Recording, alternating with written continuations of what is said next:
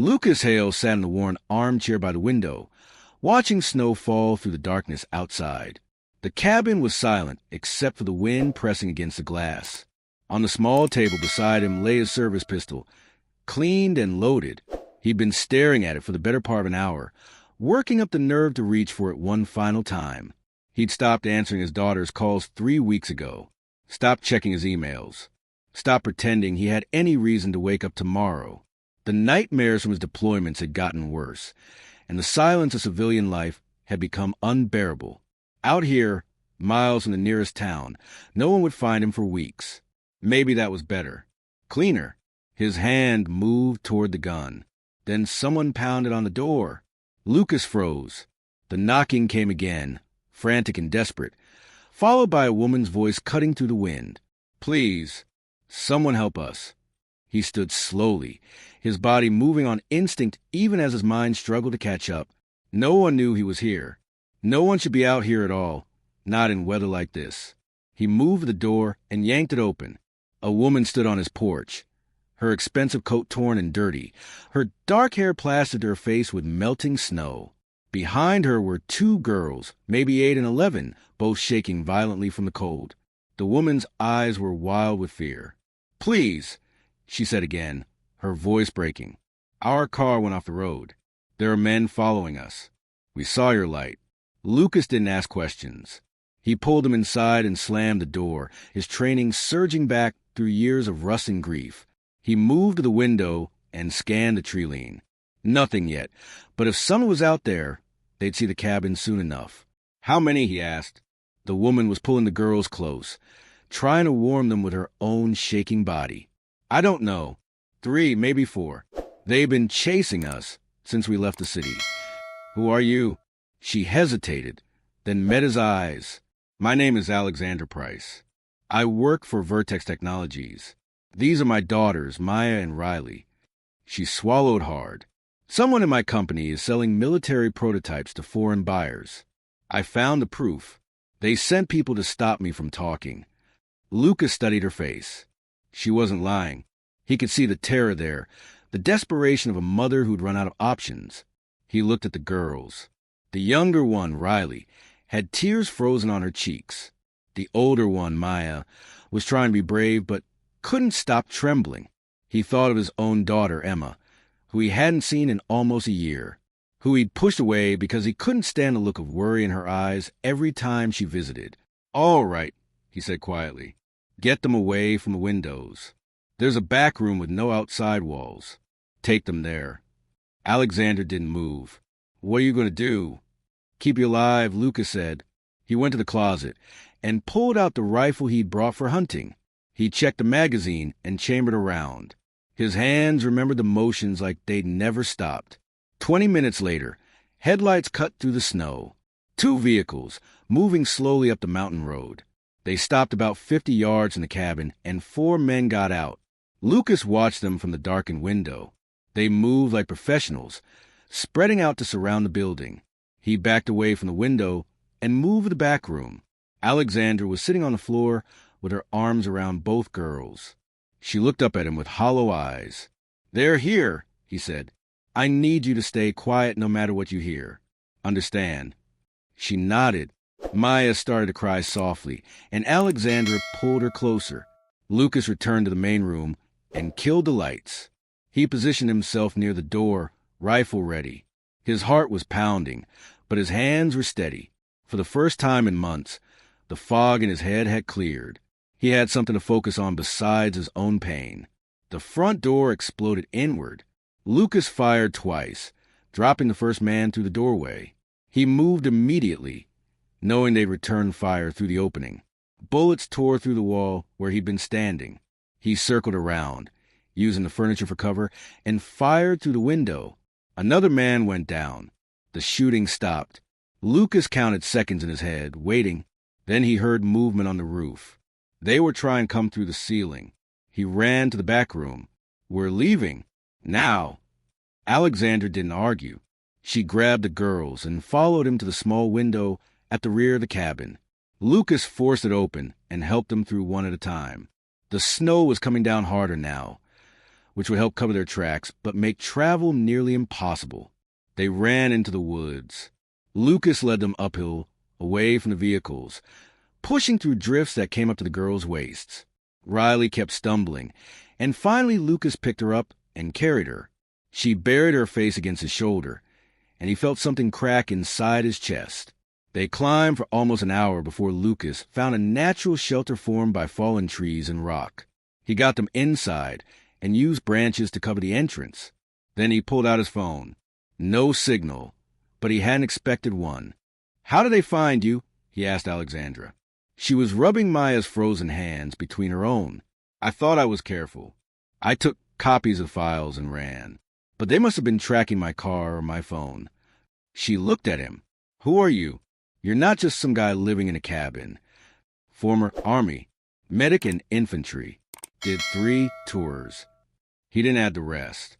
Didn't mention the things he'd seen, the friends he'd lost, or the reason he'd come up here to die. "Why are you here alone?" Maya asked suddenly. Her voice was small but curious. Lucas looked at her. "I was trying to figure some things out. Are you running away too?" "Maya," Alexander said sharply, but Lucas shook his head. "Yeah," he said quietly. "I guess I was." They waited until dawn. Lucas kept watch while the others slept, huddled together for warmth. He thought about his daughter Emma, about the last time he'd seen her. She'd begged him to come stay with her family, to let her help him. He'd told her he was fine and sent her away. The look on her face had been the same one he saw now on Alexandra's. Fear mixed with love and complete helplessness. When the sun rose, they started moving again. Lucas knew these mountains from his hunting trips. There was a ranger station about 6 miles east, and from there he could get to a phone. They moved slowly, stopping frequently to let the girls rest. Riley had stopped crying, but hadn't spoken since the cabin. Maya kept asking questions about whether they were safe, whether the men were still following them. "We're going to be okay," Lucas told her. He wasn't sure if he believed it, but she needed to hear it. By midday, they reached the ranger station. It was locked and empty for the winter, but Lucas broke in and found a landline that still worked. He called the only person he could think of, a former unit buddy named Marcus Chun, who'd gone into federal law enforcement. Marcus answered on the second ring. "This is Chun." "Marcus, it's Lucas Hale. I need help." There was a long pause. "Jesus, Lucas, we thought you were dead. You dropped off the grid months ago." "I know. Listen to me. I've got a woman and 2 kids here. She's got evidence of weapons trafficking through a defense contractor called Vertex Technologies. People are trying to kill her. We're at the ranger station on Mount Harris." "Stay there. I'm making calls right now. Don't move until you hear from me." They waited. Lucas found blankets and a first aid kit. He checked the girls for frostbite and treated Alexandra's cut hands. Riley finally spoke, asking if she could have some water.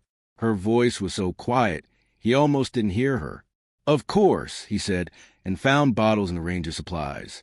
Alexandra sat down next to him while the girls drank. "Thank you," she said. "I don't know what we would have done if we hadn't found you." Lucas didn't answer right away. He was thinking about the gun on the table, about how close he'd come to not being there at all. "I wasn't planning on being there much longer," he finally said. She looked at him, understanding crossing her face. "I'm glad you were." "Me too." 2 hours later, helicopters appeared. Federal agents secured the area and took them to a safe house in the city. Alexander spent the next week giving testimony and turning over her evidence. The investigation moved fast. They arrested 5 people in her company, including the CEO, and shut down the entire trafficking operation. Foreign buyers were exposed. Indictments came down like rain. Lucas stayed with them through it all. He couldn't explain why exactly, except that leaving felt wrong. Maya and Riley had started to trust him. They'd ask him to sit with them while they ate, or to check the locks on the doors before bed. Riley had nightmares, and twice Lucas sat with her until she fell back asleep, the same way he used to do with Emma when she was small.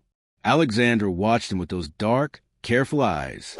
One night, after the girls were asleep, she said, "You're good with them." "I have a daughter," Lucas admitted. I hadn't been good with her in a long time. Why not? He thought about lying, but she deserved the truth. I came back from my last deployment broken. I tried to push through it, but I just kept sinking. I didn't want her to have to watch me fall apart. So I left. Did she want you to leave? No. Then you made the choice for her. Alexandra's voice was gentle but firm. I understand wanting to protect the people you love, but sometimes they need you more than they need you to be perfect. Lucas looked down at his hands. I don't know if I can fix what I broke. You saved our lives when you were planning to end your own. If you can do that, you can call your daughter. The next day, Lucas called Emma. She answered on the first ring, and when she heard his voice, she started crying. He cried too, standing in the bathroom of the safe house with his hand pressed against the wall. He told her he was sorry. He told her he'd been lost, but he was trying to find his way back. She said she'd been so scared, and that she loved him, and that she wanted him to come home. I will, he promised. I'm going to get some help first. Real help, but I'm coming home. 3 months later, Lucas stood in the office of a new security consulting firm. The walls were still bare. The furniture still had that showroom smell. Through the window, he could see the city stretching out below, busy and alive.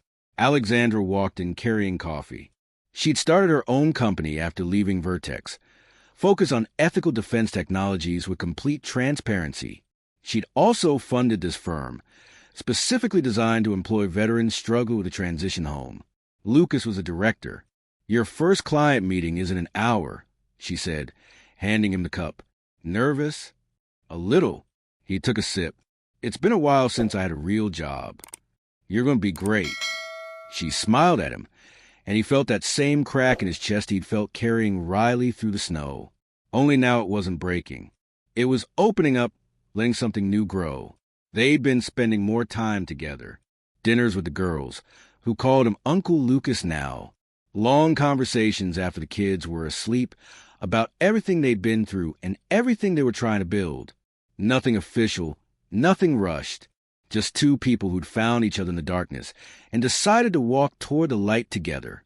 Emma's coming to visit next week, Lucas said. She's bringing her family. That's wonderful. Alexandra touched his arm. I'm proud of you. I couldn't have done it without you. We helped each other, she said simply. That's how it works. That evening, Lucas drove to Emma's apartment. She opened the door and threw her arms around him, and he held her like he should have held her a year ago. His grandson, who he'd never met, peeked around Emma's legs with wide, curious eyes. Hey, buddy, Lucas said, kneeling down. I'm your grandpa. The boy studied him seriously, then held out a toy truck. You want to play? Lucas took the truck, feeling tears burn behind his eyes. Yeah, he said, I really do. Later, after the boy was in bed, Emma sat with her father on the couch. You look different, she said. Better. I feel different. He told her about the cabin, about the night Alexandra knocked on his door. He didn't hide the truth about how close he'd come to giving up. Emma listened without interrupting, holding his hand. I'm so sorry, he said when he finished, for leaving you, for making you carry that worry alone. You're here now, Emma said.